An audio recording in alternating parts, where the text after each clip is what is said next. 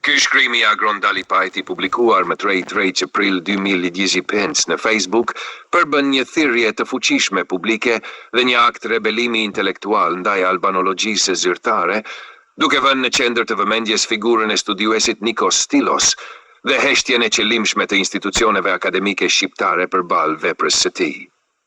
Analiza e këtij teksti mund të trajtohet në disa plane: struktura retorike dhe krahasimet historike. Dalipaj e nis tekstin me një analogji të fortë, përmend figura të mëdha të shkencës si Faraday, Mendel dhe Wallace, të cilët u injoruan në kohën e tyre nga akademit, por që më pas u kthyen në simbole të përparimit njerëzor.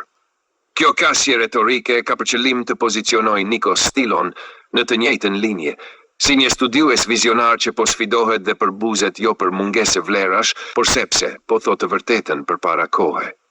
Kjo e vendos leksuesin përballë një dileme morale, në cilën anë të historisë duam të qëndrojmë. 2. Figura e Nikos Stylos si ikone e rezistencës shkencore. Stylos përshkruhet si një studiues autodidakt, që në mungesë të përkrahjes institucionale ka ndërtuar një vepër monumentale mbi etruskologjin, duke u mbështetur në gjuhën shqipe si çelës interpretime mbi shkrimet e vjetra.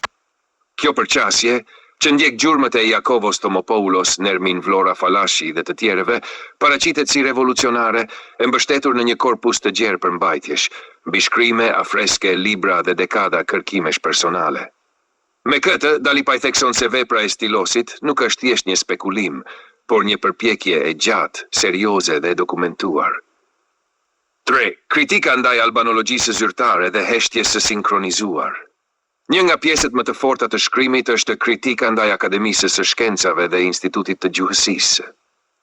Dalipaj i akuzon për mungesë të guximit shkencor dhe etik, duke i paraqitur si institucione që nuk kanë arritur të sjellin dëshmi për ekzistencën e shkrimit të shqipes para Shekë Minthe, nuk bëjnë oponencë shkencore, as debatin më elementar ndaj tezave që sfidojnë paradigmen ekzistuese.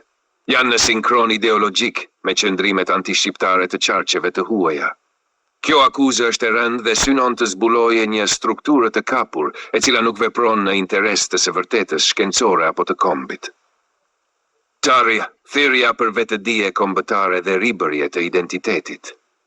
Dalipaj e mbyll shkrimin me një deklaratë me ngarkesë të fuqishme kulturore dhe identitare, se veprat si ajo e Stylos janë çelësi për të ribër identitetin shqiptar, duke e lidhur atë me lashtësinë mesdhetare e jo me kufijtë e vendosur nga historiografia kishtare dhe osmane. Sipas tij, mospranimi i kësaj të vërtete është një akt politik dhe ideologjik që pengon ndërgjegjësimin e popullit shqiptar mbi rënjet e tij të lashta. Vlera dokumentare dhe gukshimi i Agron Dalipajt. Ky shkrim është një akt i vetëdijshëm rezistence intelektuale. Dalipaj nuk është vetëm interpretues i një fenomeni, por bëhet zëj atyre që kërkojnë rishikimin e historisë me sy të lirë. Në vend që të heshtë, ai ngre zërin dhe i sfidon strukturat akademike, duke vendosur vetveten në anën e atyre që historia i mban mend për gukshimin. Përfundim. Ky shkrim meriton të leksohet si një manifest për një paradigmë të re në studimet historike dhe gjuhësore shqiptare. Ai bën thirrje opinionit publik, studiuesve të pavarur dhe diasporës, që të mos pranojnë më monopolin e së vërtetës nga institucionet zyrtare, por të mbështesin figura si Nikos Stylos, që kërkojnë të ndriçojnë lashtësinë me mjete të reja jashtë dogmave.